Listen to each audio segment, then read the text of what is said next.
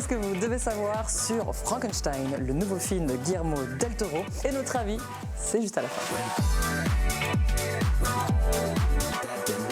Salut à tous. Alors Guillermo del Toro, le papa de Shape of Water, Le Labyrinthe de Pan ou encore Hellboy, revient avec un nouveau monstre au grand cœur, Frankenstein. Alors oui, adapté du roman culte de Mary Shelley, mais à la sauce del Toro. Alors on rappelle rapidement, c'est l'histoire d'un scientifique, Victor Frankenstein, qui crée une créature vivante, mais il se rend vite compte qu'il a fabriqué quelqu'un qu'il n'est pas prêt à aimer.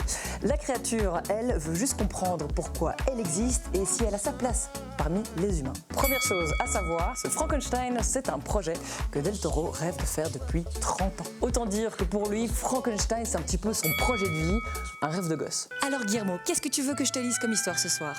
La Belle au bois dormant ou Blanche-Neige?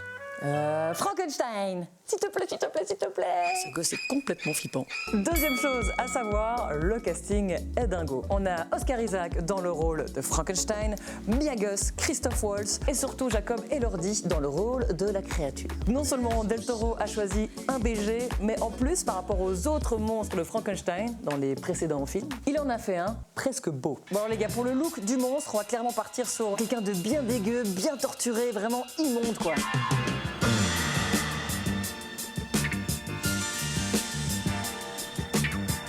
Ok, c'est bon, parfait pour moi. On fait comme ça. Et troisième chose à savoir, c'est le Frankenstein le plus émotionnel jamais fait au cinéma. Avec ce film, del Toro raconte donc l'histoire d'un monstre mal aimé, et del Toro adore les histoires de monstres mal aimés, et pose, comme dans le livre, la question morale de qui est le vrai monstre entre le docteur Frankenstein et la créature. Mais son film est aussi une vraie tragédie humaine. Le film parle d'abandon, de différence et de besoin d'être aimé. Finalement, on est presque plus dans un drame romantique et gothique que dans un film d'horreur.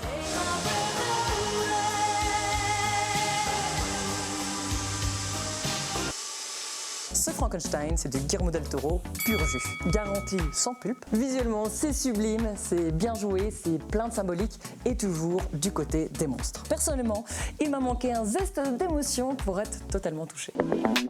Et maintenant, place aux sorties de films de la semaine. Nous enquêtons sur les fautes que peuvent commettre. Dossier 137, c'est le nouveau film de Dominique Moll après le bouleversant La Nuit du 12. Léa Drucker y incarne une enquêtrice de l'IGPN, la police des polices. Elle enquête sur les fautes que peuvent commettre les policiers. Et un événement se déroulant durant les manifestations des Gilets jaunes va alors la troubler. Mais si c'est ma parole contre la leur, ça sert à rien. Franchement, c'est la honte. C'est des héros, les mecs. T'as vu tout ce qu'on leur demande? Tu peux pas te mettre un peu à leur place? Mais à force de trouver des excuses à ceux qui déconnent, les flics sérieux qui essaient de bien faire leur boulot, ils vont tous se barrer de la police. Dans la police, le partenariat est la pierre angulaire du succès. Ensuite, les animaux de Zootopie reviennent dans une suite. Dans ce Zootopie 2, les agents de police Judy et Nick doivent suivre la piste sinueuse d'un mystérieux reptile qui arrive à Zootopie et sème la zizanie. Tous à terre! Aide-moi à le sauver! Je voudrais demander une réunion d'équipiers. Je veux le renard et le lapin. Savez-vous combien de mers ils ont déjà détruits? 1, 2, je m'arrêterai à 2. Et voilà, merci à tous de nous avoir suivis. Je vous retrouve la semaine prochaine pour un nouveau film. Salut à tous, ciao.